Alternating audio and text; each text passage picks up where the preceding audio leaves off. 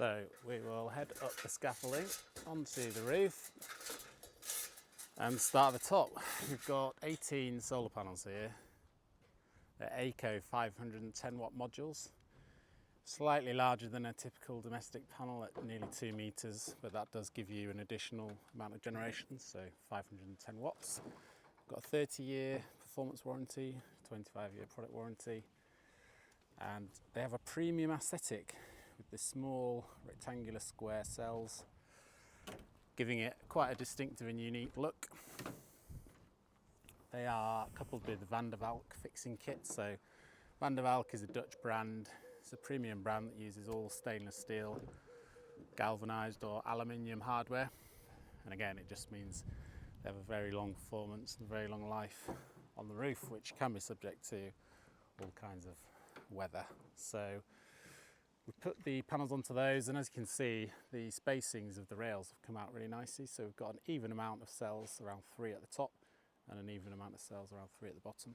So that is a good sign. When you have a really large overhang, the panels can sort of bend and flap around in the wind, and it just doesn't look quite right. So we like to space them out well. And we've finished the system with this EnviroGuard bird mesh, which uses these clips to stop any pests getting inside.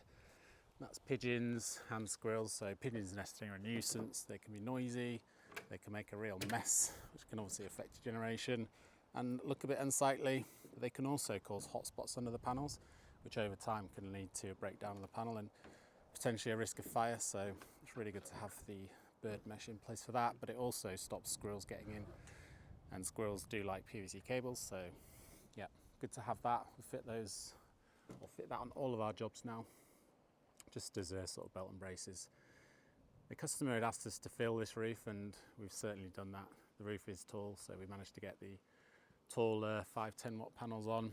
We'd originally specified 17 because we knew that we'd be having 3 Velux windows installed, but we didn't know exactly where they were because this property's been renovated and the build hadn't quite got around to that yet. So we were hoping the Veluxes would fall right in the middle of a panel and we'd only lose 1 panel, but as you can see here, we've lost 2. But luckily, the customer also decided to have an extension. So we've got additional length here, which meant that rather than having 10 across the bottom, we've actually got 13. And then we've got these 5 on top. So we've actually ended up with 18 panels, which is great. The customer's got 1 more than expected, which is always nice. And yeah, that's about all there is to say on this. It's a double Roman tile. And we've used a firm local to York called ADS Scaffolding, who do all of the heritage work in York on the city walls, the Bar Convent, and any other sort of listed building, of which there are around 2,000 in York. You will see ADS on them, and that's because they're really good scaffolders. And when we're on our jobs, we like to make sure that the subcontractors we use, which typically only involve scaffolding, are of a very high standard. So yeah, let's drop off the roof now and go down.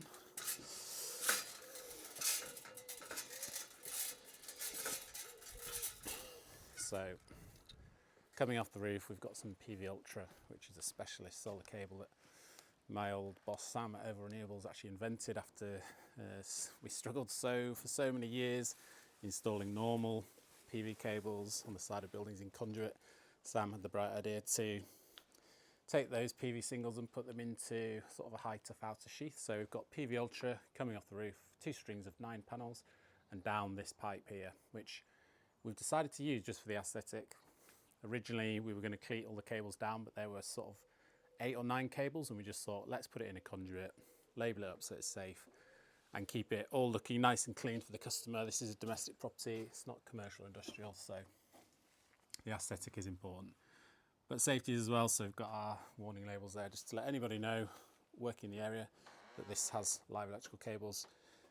We've then got a trench over here that Michael's dug. It's around 600 mil deep, which is far deeper than the length of a shovel, so it should be nice and safe down there. We've also got our cable, our PV cable in a twin wall ducting, which is a requirement of the regulations. Our armoured cable for the solar inverter and the battery supply is buried directly in the soil, as is the normal garage supply. And then, yes, we have this twin wall ducting, which is sealed off, stop any moisture or pests, and then we've labelled it as live DC cable. So yeah, really nice, tidy job there from Michael. And we've also drilled out from an angle, so the cable swoop in at a nice angle rather than coming up and going through at 90 degrees with an awful bend on them. We've come out an angle just above the DPC, so we've not compromised the damp proof course there, because we obviously don't want any moisture to come up through into this brickwork. And then where we've drilled through, you can see where we've repaired it, the brick has blown out, but we've mixed the mortar with some brick dust to get the colour match, and then we've put some mortar in these joints here just to take your eye off it. And if you just take a few steps back, you can barely even tell we were here. So this will all be landscaped as this build progresses, and end up being quite a nice space here.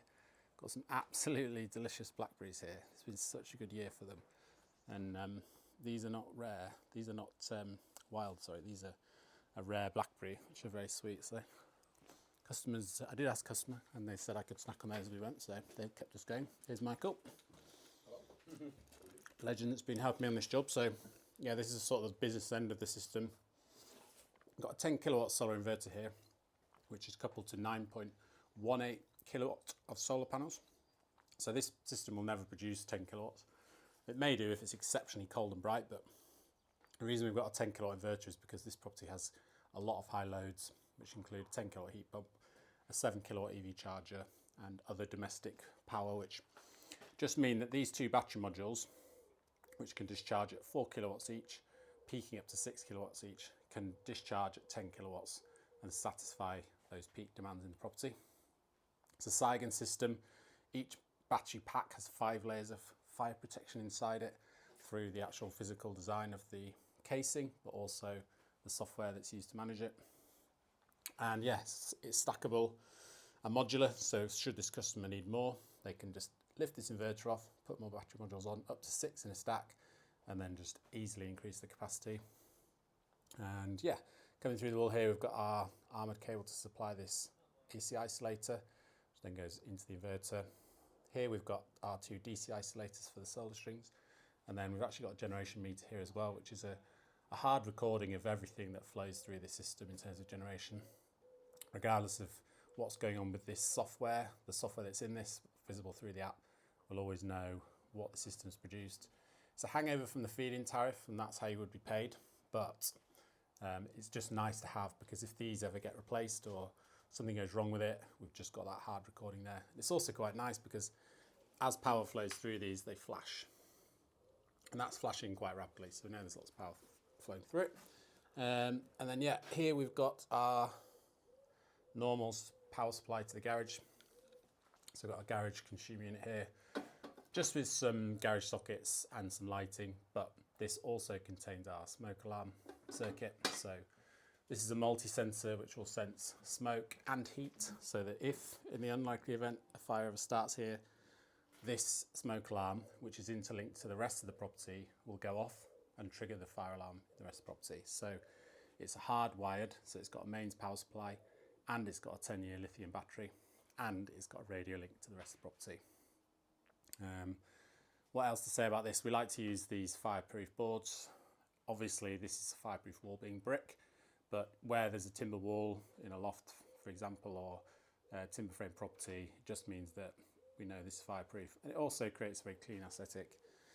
For the installation, we also like to include a document holder which has the start-stop procedures, the schematics for the system, and eventually the handover pack, which will have the MCS certificate or the electrical testing certificates, all the system specifications, maintenance requirements, etc., etc.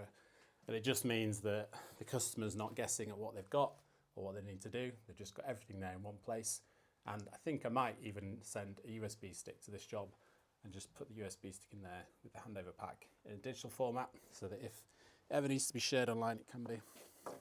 So coming around here, we've got our 7 kilowatt SIG Energy EV charger. So this is integrated into the battery system, which just means you can control the power flow. So with a off-brand, so let's say you had an Omi or a Zappi or a PodPoint EV charger, it could potentially just drain that battery When this battery sees any load in the property, it will discharge.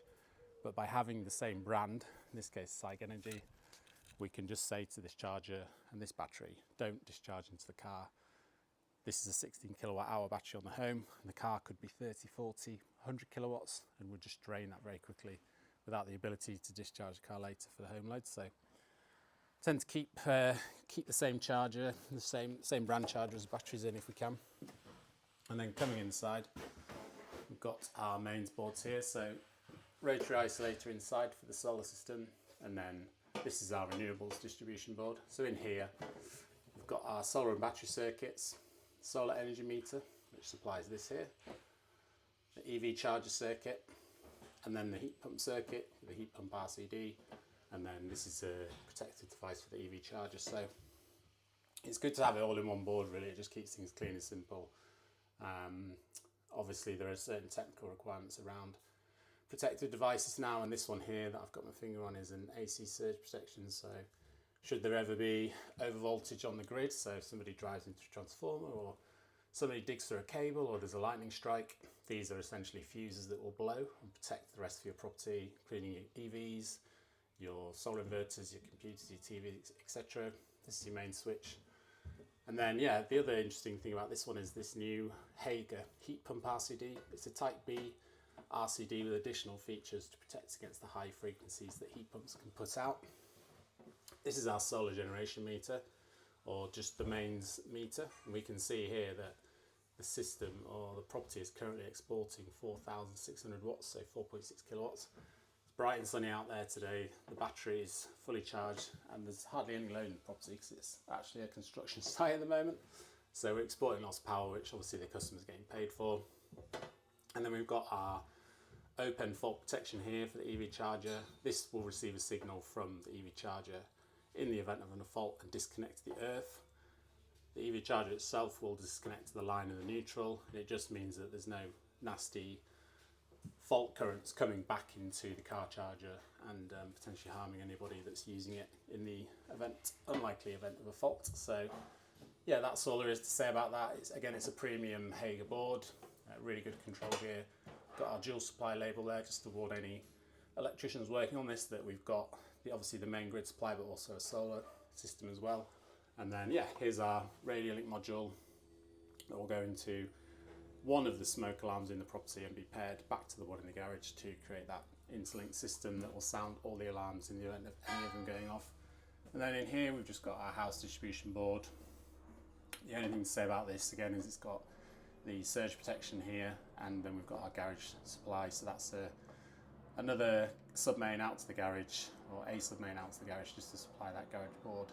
And our fire alarm system. So Joe at Absolute Electrical has been working on this, and we'll be finishing this off in the coming weeks and getting it all ready for the customer to move in very soon. Aaron at Woodford Plumbing and Heating has been working on the heat pump side of things, and he's got this Valiant tank in here. So I think this is around a 300 litre tank, and this is another really great form of solar energy storage. So you can use the heat element in this and power it with your solar to basically heat your water. So yeah, no gas in this property. Lots of solar energy storage for use later on. So that's pretty much the long and short of it. I will just go around the back now and show you this heat pump while I'm here. It's a 10 kilowatt unit, and we'll provide all of the properties, domestic heating and domestic hot water, and hopefully the solar array and the battery storage will go a very long way to offsetting the energy imported from the grid by this system. Obviously the highest heating demands are through the winter when you typically have less solar, but by having more storage that can be charged overnight on a cheaper tariff, you stand a better chance of satisfying the demand of this pump. So yeah, this one is finished now, so just need to go back to the office and finish all of the paperwork, issue all the certification, and then come back tomorrow to do handover with the customer, make sure they are fully aware of everything and that I've explained everything in layman's terms to them, and that they're satisfied with how we've left everything. So yeah, really pleased to get this one sorted for them and ready for them to move in the coming weeks. Let's hope the sun keeps shining.